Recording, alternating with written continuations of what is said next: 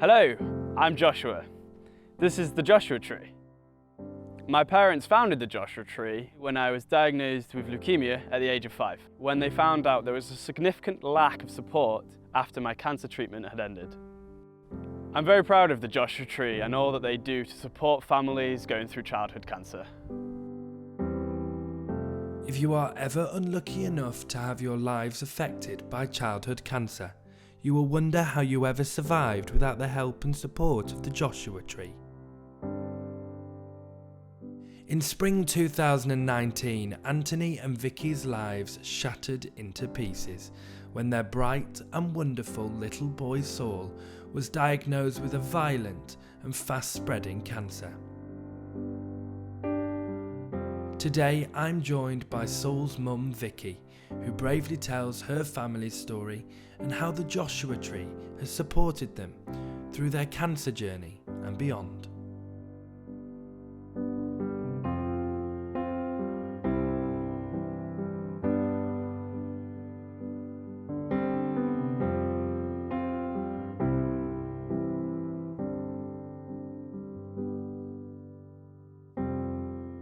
I came home and then he was lying on the couch and I was stroking his tummy and that's when I felt like this lump. It's around here, just under the rib cage. I was like, so I said, we're going to go to A&E because doctors aren't open until Tuesday now. I think it was the Saturday.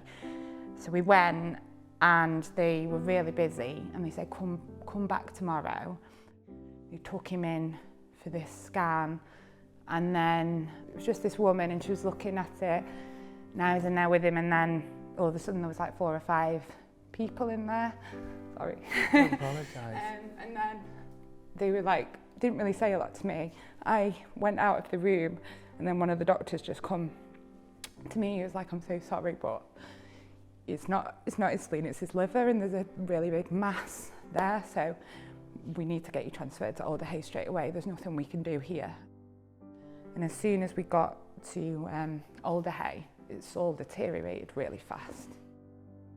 A doctor took us to a room and that's when he told us that it was cancer and it had also spread. The MRIs showed that it was in his artery all the way up to his heart and all over his lungs as well.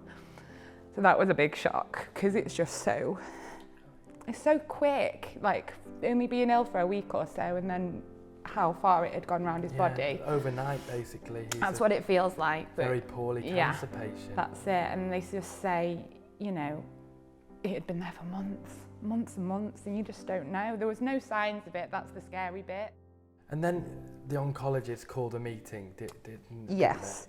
Saul was given a 5% chance of survival. How do you cope with such horrendous statistics? It was just a blur. I remember it was just noises. It made no sense. It's very hard to get a handle on it. It's so hard to even believe that's real.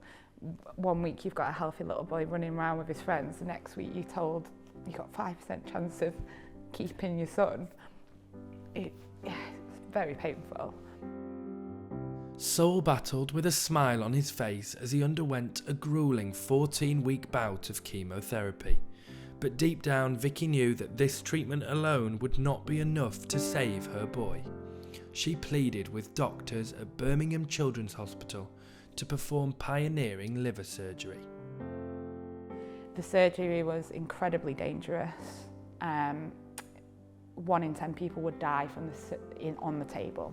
And I said, you know, I'll sign whatever you want me to sign. I said, you can blame me. If something goes wrong, that's on me. But I'm not going to not do it. And they reluctantly agreed to do the surgery. And then we had that in September. And then when he did come round, he was obviously very, very poorly. Very huge, poorly. Huge liver surgery.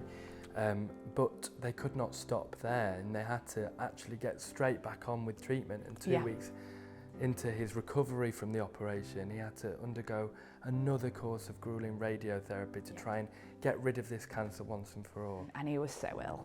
I've never seen him that ill, actually. The whole time. Yeah. People, I think they underestimate radiotherapy because they just think, oh, chemo's the hard one. And chemo is hard, but I think radio, he went from being okay to not even being able to really wake up or vomiting just constantly. And because his wound was so fresh, he just got so ill. I can't cope with it. I can't cope with how your family have been through, and I just admire your strength. Thank so you so much. And Saul is such a happy boy. He's amazing, yeah. And thankfully, Saul has gone on to defy that 5%. Absolutely defied everybody, what every single person said, and what everything you read. You must be so proud of him. Insanely proud. It doesn't come without its challenges, chemotherapy. Saul uses a wheelchair a lot of the time now. He might be left with that for life. When you finish treatment, it's quite painful because there's nothing. You just left. They go, well done, you finished, bye. And you go, you sit at home and you go, what just happened? Like, what do we do now? And then that's where it really started, our journey with the Joshua Tree, which has been a wonderful one. And it's everything. It's what you need. It's what you don't realise you need until you get here. Saul's had quite a lot of issues afterwards, fitting back into school being the main one. Kids move on so fast. You're just this sick kid, and it was very alien. They didn't really know a lot about it, what had to happen next. And the Joshua Tree came in and they were just incredible. Rachel, at the time, set up some sessions with Saul and they'd talk about his feelings, but at the same time she'd relay back to the teachers, you know, what was going on, because I think it was hard for them to get their head around what does Saul need, what doesn't he need, what's he missed, what's important. I think one of the best things that happened was when we actually got to visit the centre. You know, as soon as we got here, I was blown away by how incredible it is. I could have just moved in. Everything's incredible. Saul loves it. I think one of the most special moments I experienced here was the first time Saul met another kid here. I'm probably going to get emotional now. He sat down and this little boy sat down with him and said, "Hi, would you like to come and play?" And they just walked off and they played. But they were already like best friends. You find it with the parents when we're all in the kitchen as well, where you can just sit and we all know that we've all been through the same pain. Yeah. These parents understand. Of course they do. They need somebody. We all need each other, I think. It's such a huge family. It feels like home when you walk in. You can walk in, go to the fridge, make yourself a cup of tea, sit down. It's like you're home away from home. And if they had beds, I would probably stay.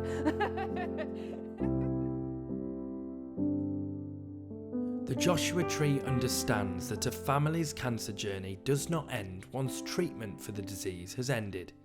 They tailor their services to support families like Saul's in whatever way they can, helping to ease the burden that comes with such a life-changing diagnosis. Please find it in your hearts to give what you can today so that this essential work can continue. Thank you for watching, and Saul, we've all just heard the story of a superstar.